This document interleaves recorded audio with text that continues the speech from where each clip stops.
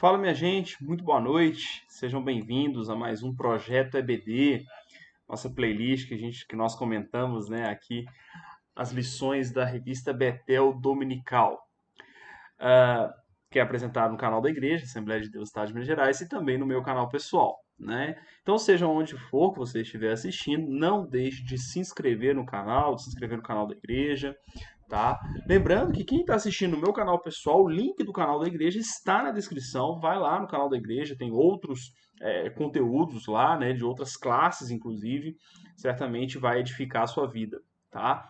Como também não posso deixar de falar, né, de deixar aqui o convite para que você participe da Escola Bíblica Dominical na nossa igreja, né? A nossa igreja fica no centro do Barreiro, tá? Então o link também está na descrição, o link do Instagram, lá tem o endereço, os horários de culto. A nossa EBD é sempre aos domingos, às 8h30 da manhã, tá? Então vá lá, aprender mais a palavra de Deus, conversar, tirar suas dúvidas, né? A Escola Bíblica Dominical é bom por isso, tá? Você pode tirar suas dúvidas, pode fazer suas perguntas, né? E ter ali a sua vida edificada na fé em Cristo Jesus. Amém? Muito bem. Dito isso, né, mais uma vez, a minha esposa não está comigo. Geralmente o quadro aqui, Projeto EBD, né, a playlist Projeto EBD apresentado junto com a minha esposa. Ultimamente ela não está conseguindo, já não está conseguindo encontrar, ela está sentindo mal. Às vezes hoje ela teve que sair e eu tive que gravar sozinho novamente, tá? Mas em breve ela está de volta, tá bom? Muito bem. A lição de hoje é a lição de número 11, né? Um novo templo e a restauração do culto. Bom, essa lição é do dia 13 de março, né? Eu estou colocando aqui no dia 9 de março, na quarta-feira, tá? Então, sem mais delongas, vamos lá. Um novo templo e a restauração do culto. Lembrando, né, que esse trimestre estamos estudando o livro de Ezequiel, tá? Vou colocar aqui para vocês verem, né, o livro de Ezequiel. E essa lição de número 11. O texto base, o texto áudio diz assim: E disse-me o homem, filho do homem, vê com os teus olhos e ouve com os teus ouvidos, e põe no teu coração tudo quanto eu te fizer ver. Essa lição, ela vai trazer o momento em que Ezequiel vê, tem uma visão do templo, né? E o que isso tem de ensino para a igreja hoje, tá? Nos três títulos, né, os três tópicos, vai falar do santuário, ou seja, a importância do santuário para Israel, para o povo. No segundo, ele vai tratar da visão do templo em si, né, o que isso traz para a gente, nós vamos comentar isso, vamos detalhar isso. E no final, o ensino disso para a igreja atual, tá? Então vamos lá. Primeiro, o santuário no meio do povo, o santuário para Israel. Já na introdução, o comentarista nos chama a atenção, né, traz ali o nosso foco sobre a questão do seguinte: olha, o templo, o santuário, primeiro o tabernáculo, depois o templo, ele é o símbolo, ou melhor, o sinal de que Deus quer se relacionar com o povo. Tá? Ou seja, de que Deus tem um interesse em se relacionar com a humanidade, com o povo que ele escolheu. Ok? Então, esse é o principal sinal, a principal importância ali do templo. Ok? Muito bem. Então, veja só. E aí, ele vai tratar da ordem que Deus dá para construir o templo. Tá? E ele vai dizer o seguinte: olha, a maior lição transmitida com a construção do santuário é que Deus está no meio do seu povo. E é importante entendermos que o santuário, quando Deus ele dá ordem para o santuário, para construir, né, ele até fala primeiro de Moisés, né, com o tabernáculo, ele dá uma série de orientações de como vai ser construído e de como vai ser o culto. Tá? Porque o serviço a Deus, a adoração a Deus, tem que ser como ele determina, para que não só nós tenhamos um relacionamento com Deus, mas que, como o comentarista traz, todos que estão à nossa volta percebam que Deus está no meio do povo. Tá? Isso é muito importante.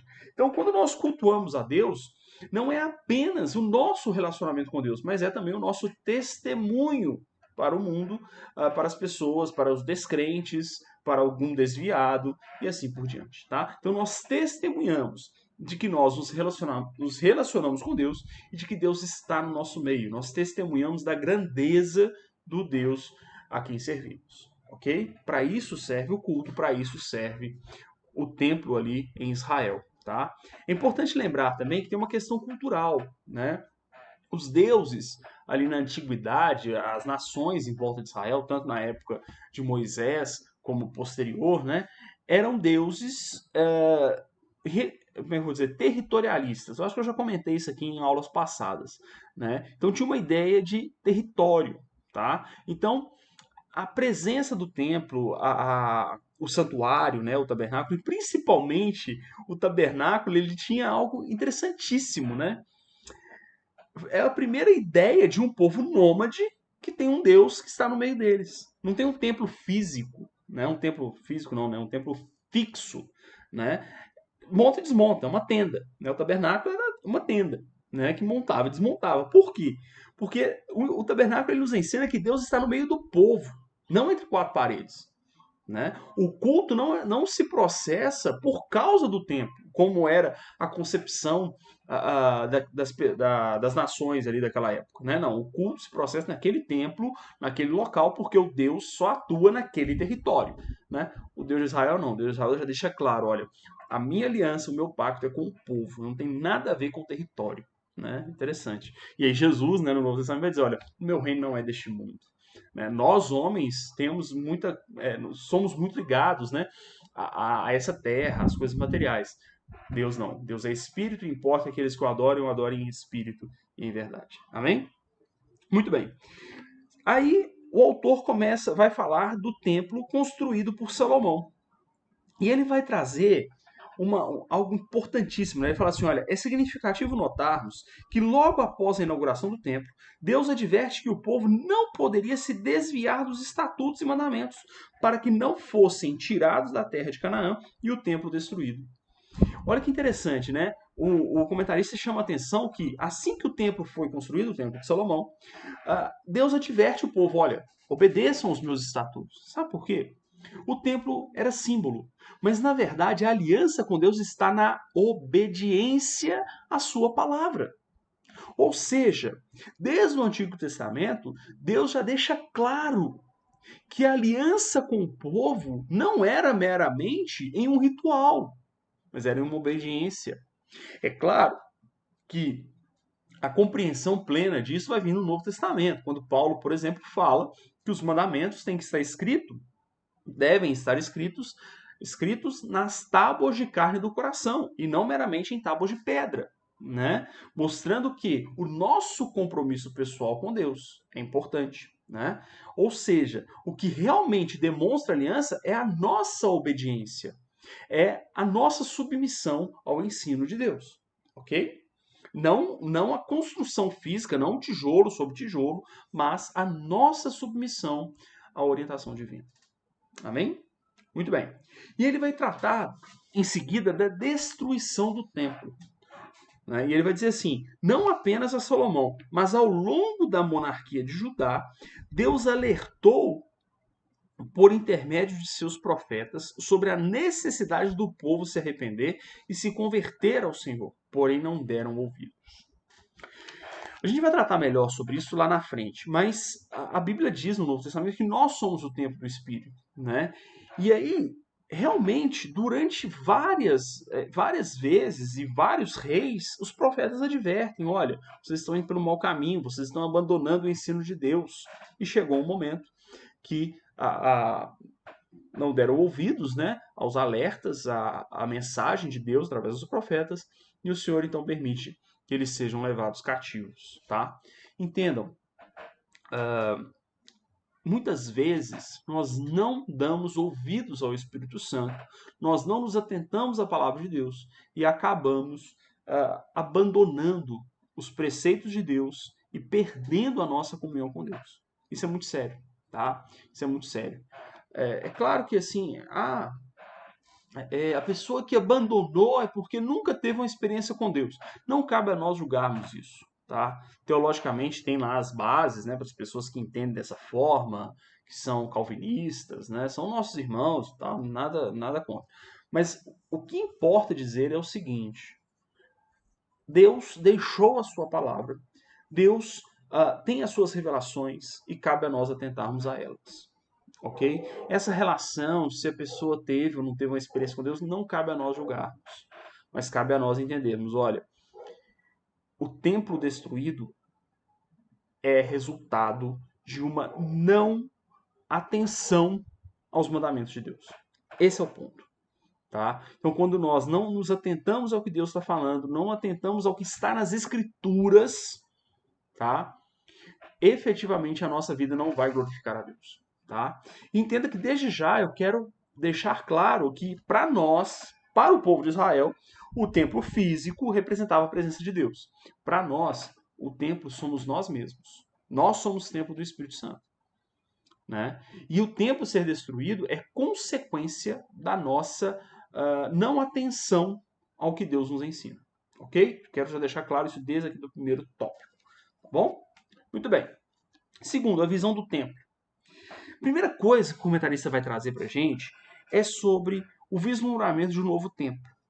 E ele traz uma seguinte informação interessante, que pode ser que aquela visão foi dada no mês de Nissan ou no mês de Tisri, né? Acho que é Tisri, né? Em ambos tem algo muito significativo. Se for no mês de Nissan, ninguém tem muita certeza disso.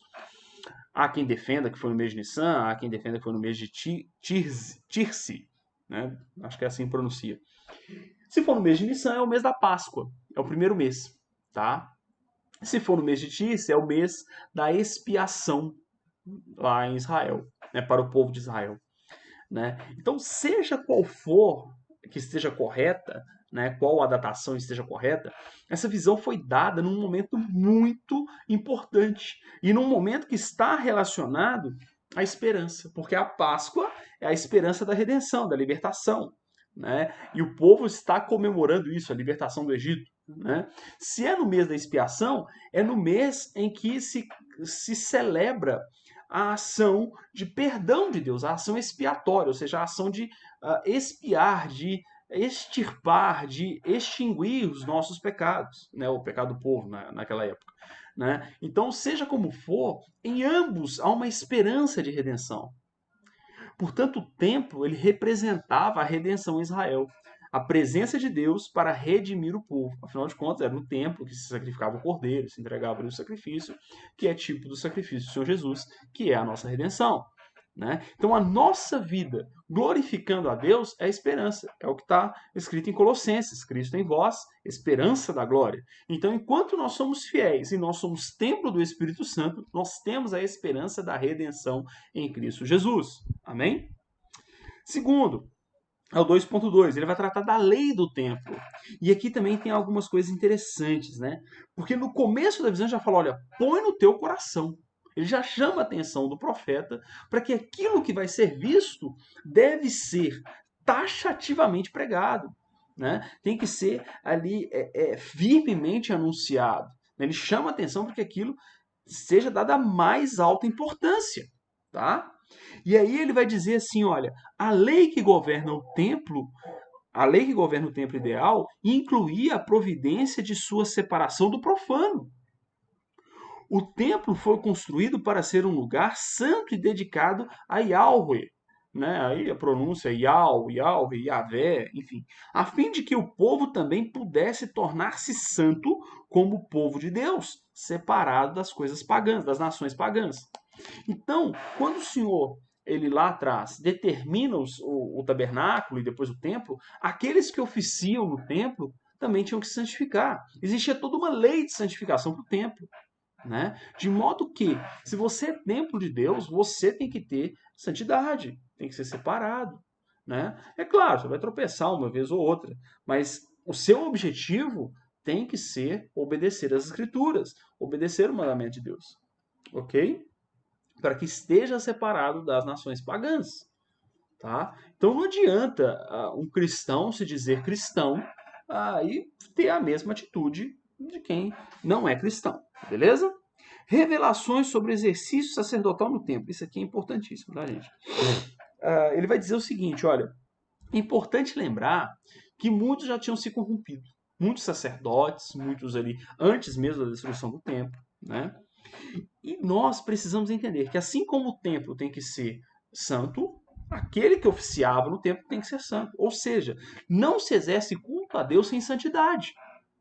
Ok? Ou seja, nós não nos achegamos a Deus sem santidade, sem estarmos em santificação, separados daquilo que não agrada a Deus. Ok? E por fim, os avisos e ensino à igreja. Primeiro, ele vai falar sobre Cristo, o sumo sacerdote. Isso aqui é de uma relevância extraordinária. Por quê? De maneira muito equivocada, a gente ainda pensa na lógica sacerdotal. Ele mesmo, o próprio comentarista, vai trazer aqui a ideia de que Cristo é o sumo sacerdote, ele é o único mediador, né? 1 Timóteo 2,5, há um só mediador entre Deus e os homens, Jesus Cristo o homem, tá?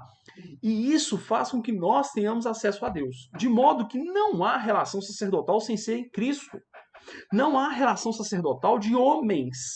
Eu não sou sacerdote de ninguém. Sequer o pastor é sacerdote.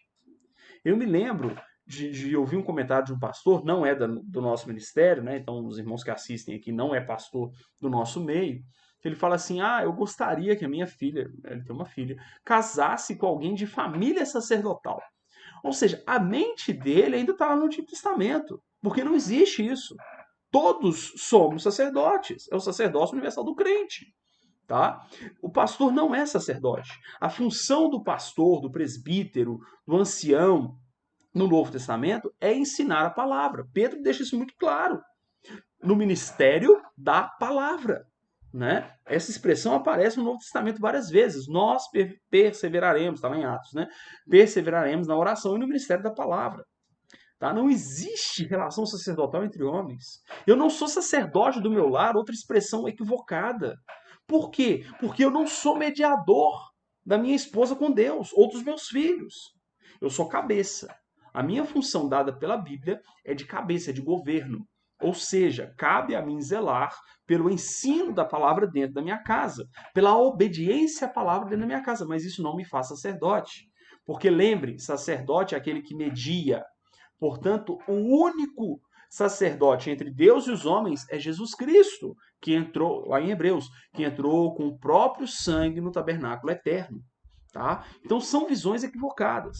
Não existe mediação humana com Deus. Se eu ainda penso nessa ideia de sacerdote, eu estou com o pensamento do catolicismo romano. Tá? O catolicismo romano pensa assim, o padre de fato é um sacerdote, porque na teologia católico-romana, a ideia é que o padre é o sacerdote. O padre celebra a missa, não os fiéis. Por isso chama missa, né? De missão, tá? De comissão, né? Nós somos comissionados a pregar a palavra, só isso. Então nós não temos esse entendimento. Né? Os católicos romanos é que têm esse entendimento. O padre celebra a missa. É por isso que na maioria das missas, se não todas, né? Eu não sei ao certo, tem que se comungar, né? Participa ali da hóstia do corpo de Cristo, porque naquele momento o fiel comunga com Deus, porque o padre já entrou na presença de Deus. Ou seja, a missa é o padre que celebra, ou seja, o padre representa a congregação na adoração a Deus. O único momento de comunhão é o momento então que o fiel come a hóstia, né? Então naquele momento ele participa do corpo de Cristo, mas de resto foi o sacerdote que adorou, tá?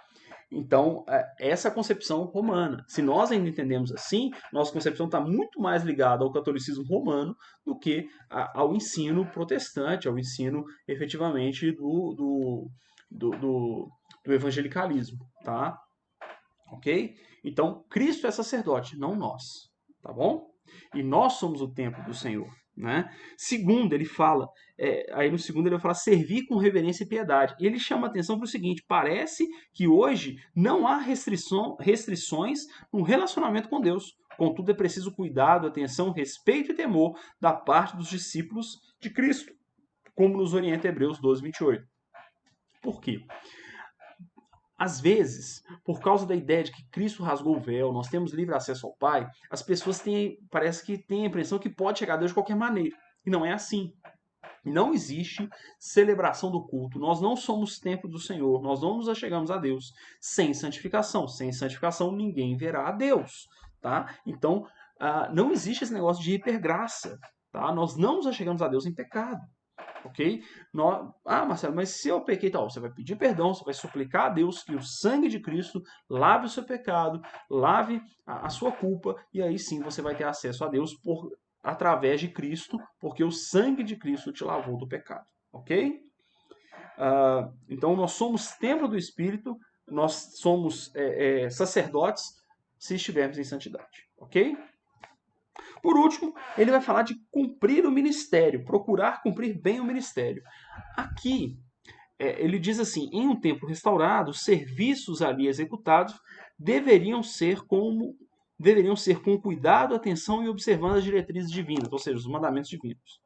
E aí ele vai falar sobre os ministros, os obreiros na igreja. Aqui eu tenho uma discordância muito séria do comentarista. Tá? Será que nós devemos pensar nos obreiros como sacerdotes no passado?